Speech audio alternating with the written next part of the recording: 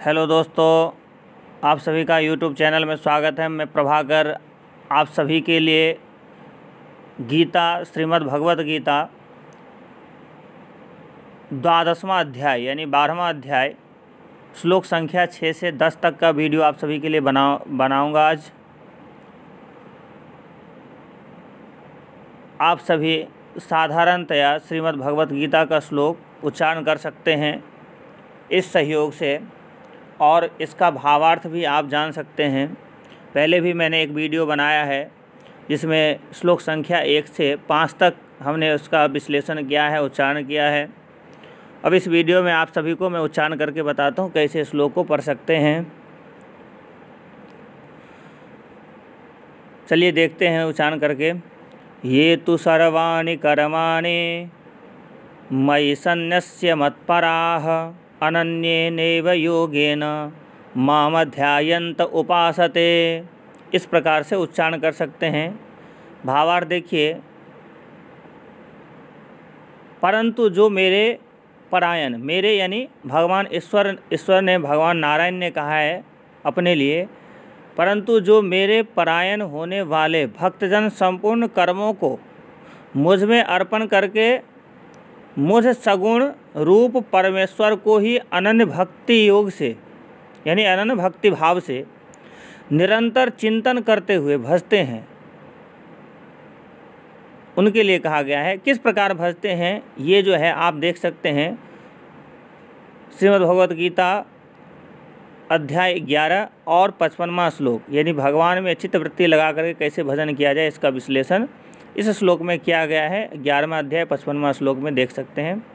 आगे देखते हैं, आगे क्या है। 7वां श्लोक है। 7वां श्लोक का पहले उच्चारण करेंगे।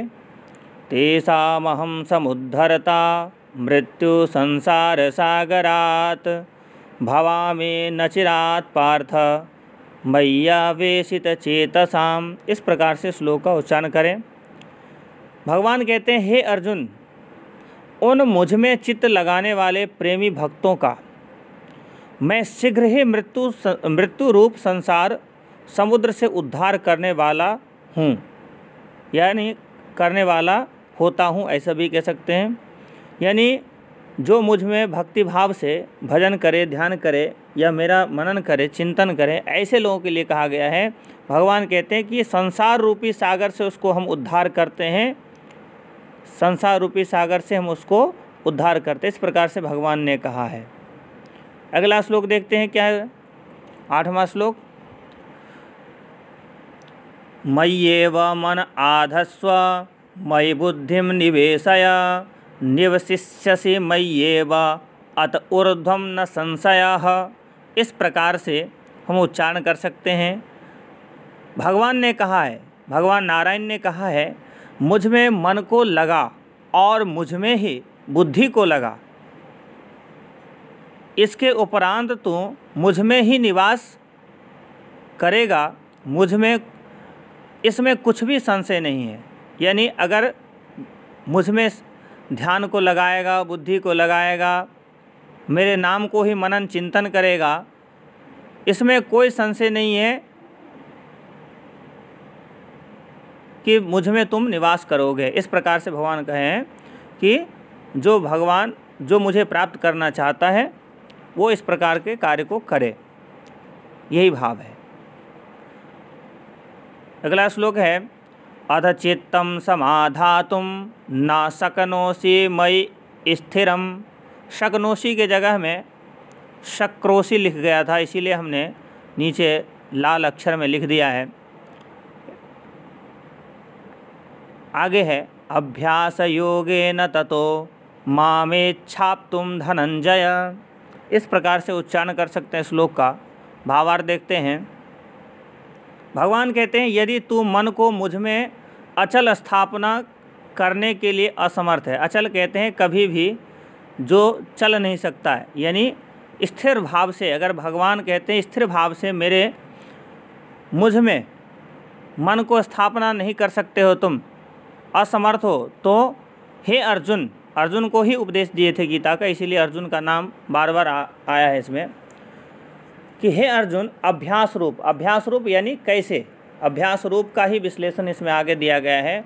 भगवान के नाम और गुणों का श्रवण, भगवान का जो विशेषता है, भगवान की जो विशेषता है, भगवान का जो गुण है, स्वभाव है, उसका मनन चिंतन करने के लिए कहा गया। भगवान नारायण ने कहा है कि भगवान के नाम और गुणों का श्रवण, कीर्तन, मनन तथा श्वास, यहाँ पे श्वास होगा, द्वारा जप और भगवत प्राप्ति विषयक शास्त्रों का पठन पाठन इत्यादि चेष्टाएं भगवत प्राप्ति के लिए बारंबार करने का नाम योग द्वारा मुझको प्राप्त होने के लिए इच्छा कर, यानी बारंबार किसी प्रकार से चेष्टा कर और मुझे भज, इस प्रकार से भगवान ने कहा है।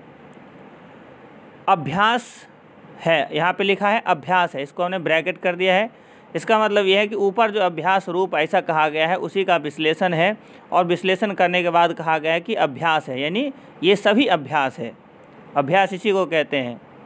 भगवान के नाम, गुण, श्रवण, कीर्तन, मनन इत्यादि जो भी हमने कहा है, इन सभी के लिए कहा गया अभ्यास रूप से प्रयास करने के लिए कहा गया है कि तू इस प्रकार से प्रयास कर। अगला श्लोक है अभ्यासेप्य समर्थोसि मत कर्म परमो भव मदर्थमपि कर्माणि कुर्वन् सिद्धिमवाप्स्यसि। इस प्रकार से आप श्लोक का उच्चारण कर सकते हैं। भावार्थ देखते हैं।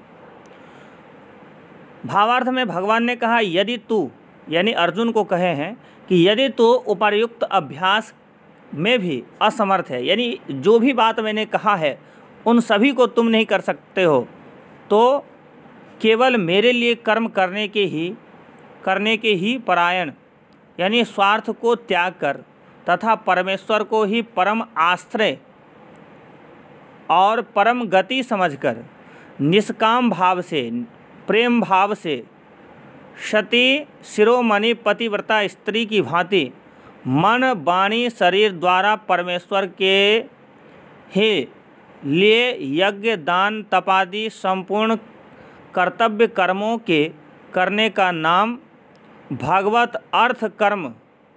भगवत अर्थ कर्म का मतलब है कि जो भी आप कार्य करते हैं वो भगवान का ही है, ऐसा मान करके चलिए। भगवत अर्थ कर्म करने के परायण होना है, हो जा। इस प्रकार मेरे निमित्त कर्मों को करता हुआ भी मेरी प्राप्ति रूप सिद्धि को ही प्राप्त होगा। इस प्रकार से भगवान ने कहा है कि जो भी कार्य कर उसमें भगवान का ही है, भगवान के लिए ही है, ईश्वर ही है, सब सामर्थ्यवान, इसीलिए ये कार्य मैं कर रहा हूँ, उन्हीं की कृपा है। इस प्रकार की अगर भाव से भी करते हैं तो हम ईश्वर को स्मरण कर लेते हैं। ऐसे भगवान ने कहा है कि ऐसे ही आप कर्मों को करिए। तो आप सभी एक बात ध्यान रखिए कि जो भी कार्य करें, भगवान का भजन, कीर्तन, विभिन्न प्रकार के धार्मिक कार्यों को अगर नहीं कर सकते तो जो भी कार्य आप करते हैं अपने सांसारिक जीवन में, उसमें आप ये कहिए कि हमेशा मनन करिए कि ये सभी ईश्वर के लिए ही है और ईश्वर के द्वारा ही है, और उसी के निमित्त होकर के हर कार्य को करेंगे तो भगवान कहते हैं कि ये भी एक साधना है और इससे भी मैं प्राप्त होता हूँ। इसी के साथ आप सभी को धन्यवाद। YouTube चैनल से जुड़े रहने के लिए ऑल सब्सक्राइब करके रखिए चैनल को। आगे जो भी अपडेट मैं करता हूँ, वीडियो डालता हूँ, आप सभी को सहजता से प्राप्त हो। अच्छा लगे तो लाइक शेयर ज़रूर करिए। धन्यवाद।